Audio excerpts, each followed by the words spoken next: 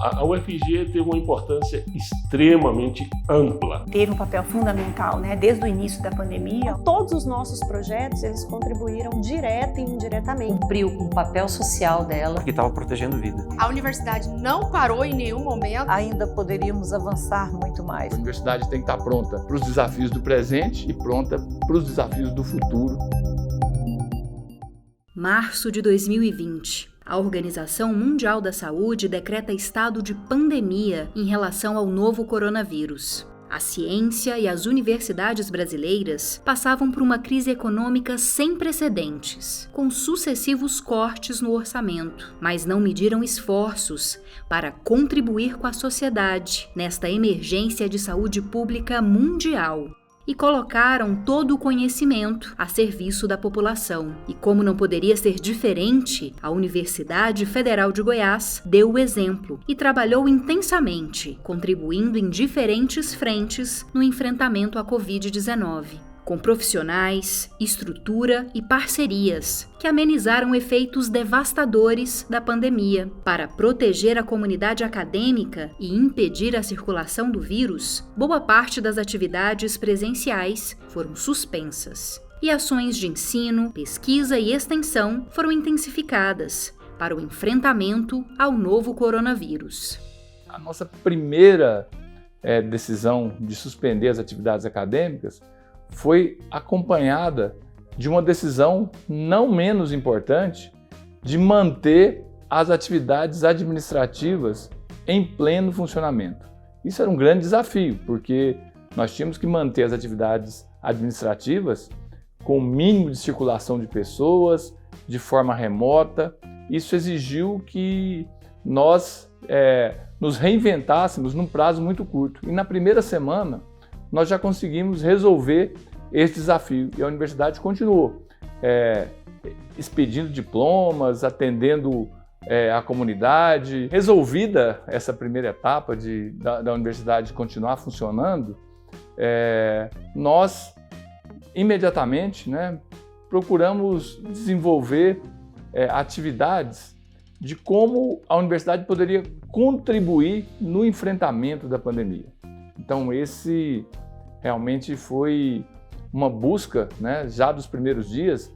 Eu lembro que naquela quinta-feira, logo depois do dia 15, deve ter sido 17, 18 de março, nós fizemos uma reunião histórica no centro de eventos da UFG. Fizemos uma reunião, chamamos algumas pessoas que nós achávamos que poderiam contribuir com medidas de enfrentamento. E aí chamamos aquelas que vieram primeiro à cabeça, Eu e o professor Gesiel, atual vice-reitor, fomos os organizadores dessa reunião e naquele clima de falta de EPIs, de problemas com respiradores, com questão de álcool em gel faltando, a gente foi identificando pessoas e convidamos para uma reunião. Para nossa surpresa, a nossa agradável surpresa naquele ambiente tão tenso que a gente vivia, nós enxergamos ali um potencial na universidade que nós jamais conseguiríamos dimensionar. Daquela reunião surgiram ideias fantásticas. Paralelamente, a universidade não se acomodou e iniciativas surgiram por toda a UFG.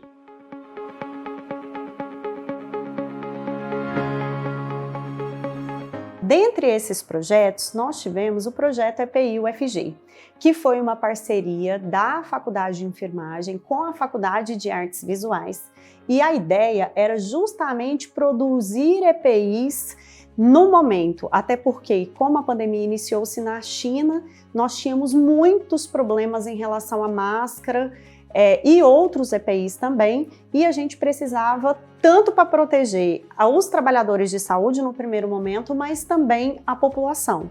Então ele surge justamente com essa necessidade naquele primeiro momento. É um projeto que veio, na verdade, num cenário de escassez de equipamentos de proteção individual, um problema que assolou a nós, principalmente no início da pandemia. Nós tivemos duas vertentes. Uma delas, que foi a produção de máscaras e a produção de aventais e outros itens de proteção individual fabricados, né, com materiais do tipo tecido não tecido. E a outra frente foi a produção dos face shields, né, os protetores faciais. Essa outra frente, a primeira delas, ficou centralizada na FAV. Bom, no prédio da FAV, que obviamente naquele período estava todo vazio, nós adaptamos aqui a parte de baixo do prédio. Da seguinte forma, a gente fez numa sala que era uma sala de costura e outra de modelagem, nós fizemos a produção dos EPIs. Numa sala que estava mais à frente, fizemos almoxarifado, e nessa sala que a gente está aqui agora, a gente fez a parte de gestão do projeto.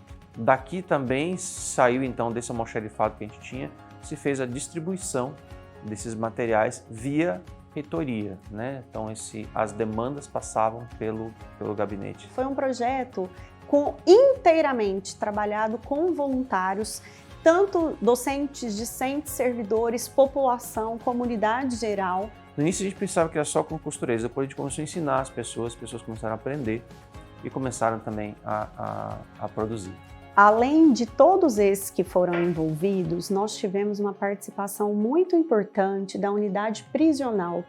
Então, nós produzimos lá na unidade prisional mais de 6.000 aventais que era utilizado, né, para assistência às pessoas portadoras de Covid. E nós produzimos com essas associações no todo foi mais de 220.000 equipamentos, entre máscaras e aventais. E essa distribuição, ela se deu por meio de auxílio, de novo, né? A OVG teve um papel muito importante que nos ajudou a levar isso para o Estado.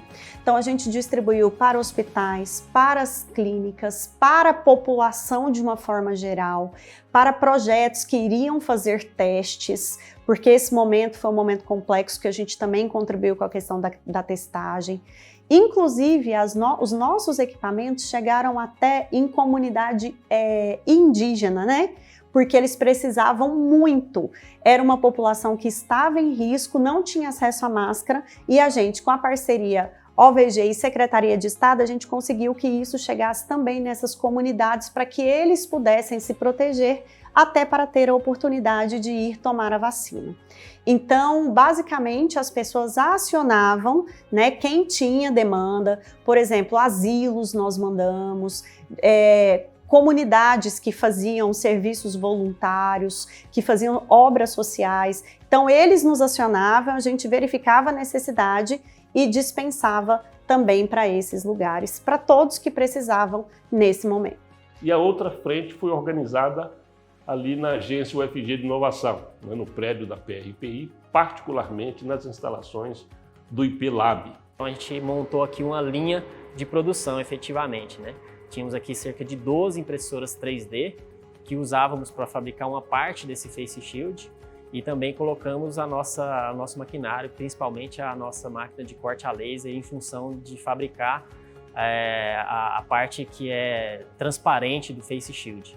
Então montamos essa linha de produção, contamos evidentemente com o apoio de alguns técnicos e estudantes da universidade que se engajaram junto conosco. A produção de face shield conseguiu ganhar mais corpo e escala quando decidimos também ampliar isso por meio de uma campanha que envolveu toda a sociedade goianiense, talvez da região metropolitana de Goiânia. As parcerias, elas foram cruciais para a gente e consideradas também como resultados desse projeto. Então conseguimos fazer parceria com o Senai, com o Sebrae, com várias entidades do ecossistema de inovação e também com empresas que doaram muitos materiais, desde saco plástico para a gente embalar.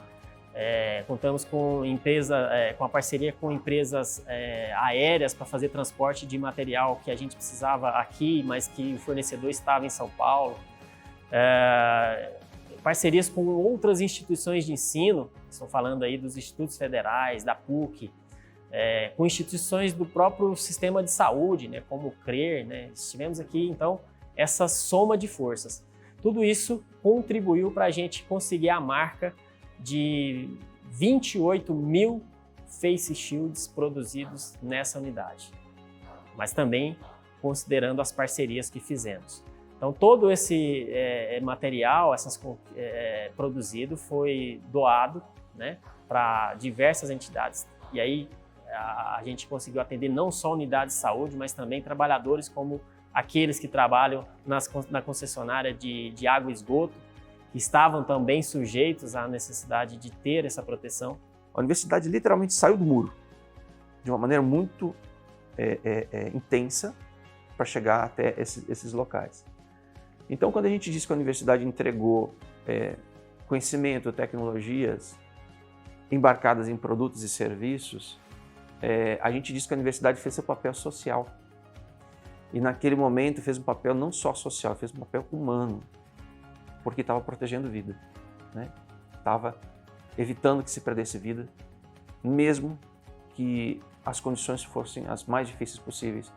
Um ambiente de muita solidariedade, mas também de muita ciência, de muito compromisso, de muita doação das pessoas para que a gente conseguisse as respostas que a sociedade demandava, né? Era tudo desconhecido, mas a produção de conhecimento foi muito rápida. E talvez um destaque desse período é o surgimento do teste rápido para a Covid aqui no Instituto de Química, né? Uma iniciativa inovadora.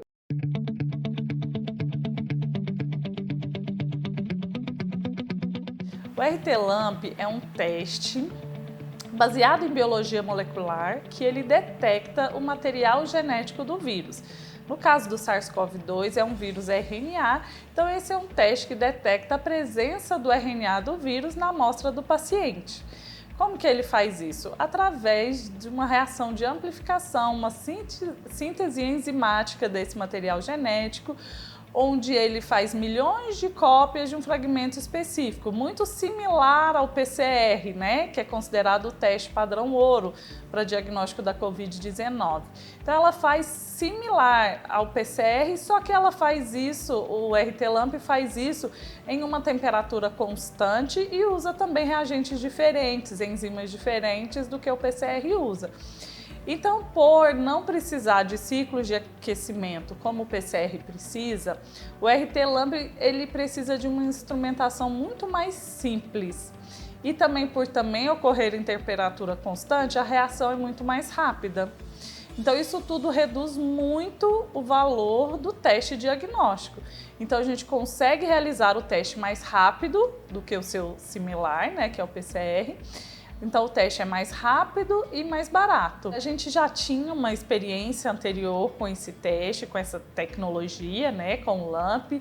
A gente já trabalhava com esse tipo de teste diagnóstico para outros vírus, obviamente, antes da Covid-19. Logo que a Organização Mundial da Saúde declarou a Covid-19 uma pandemia, a gente logo percebeu a dimensão, né, do problema, da situação, e aí logo a gente começou a trabalhar, então, no desenvolvimento desse novo teste.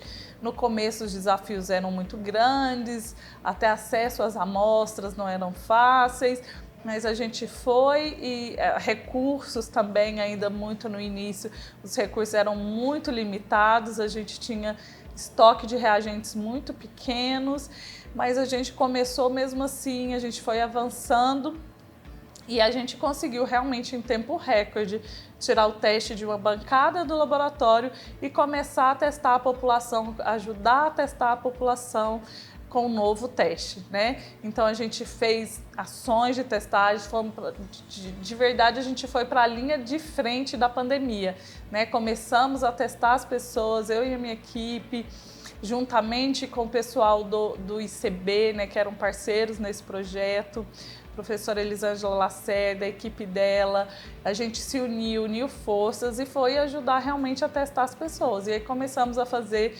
diversas ações de testagens na população. Naquele momento escolhemos trabalhadores que não puderam parar, quando todo mundo parou, eles tiveram que continuar, essas pessoas estavam muito expostas ao vírus, como motoristas de ônibus, trabalhadores da limpeza urbana, policiais. Então, todos esses trabalhadores receberam, a gente foi e fizemos ações de testagens para testar essas pessoas e ajudar, então, a conter essa disseminação do vírus.